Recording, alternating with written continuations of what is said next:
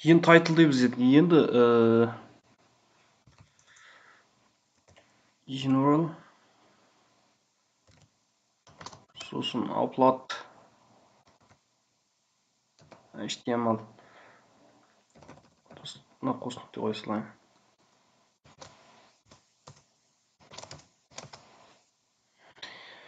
Бұл upload әдетте сайтқа суреттер болмаса құжаттар жүктейтін сайт адресі.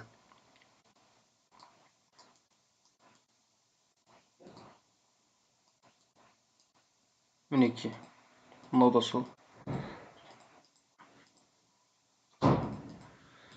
Енді осы адресте қазір ашық тұр. Google'дан іздеген кезде сайттың файлдарды болмаса суреттерді жүктейтін адресін тауып көрсетті Google. Хакерлерде мысалы сайтқа шабуыл жасаудың түрлері көп, жолдары көп.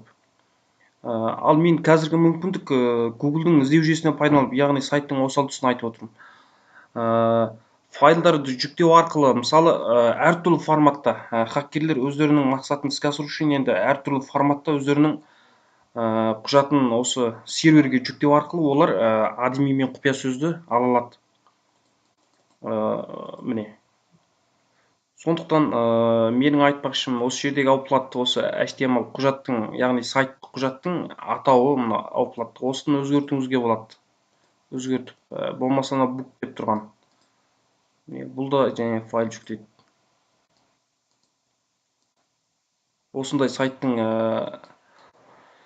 осал тұстарын барлығын құпия ретінде ұстасақ, ешқандай хакерлер біздің сайтымызға шабуыл жасап кіре алмайды. Бұл да бір сақтанудың бір жолы.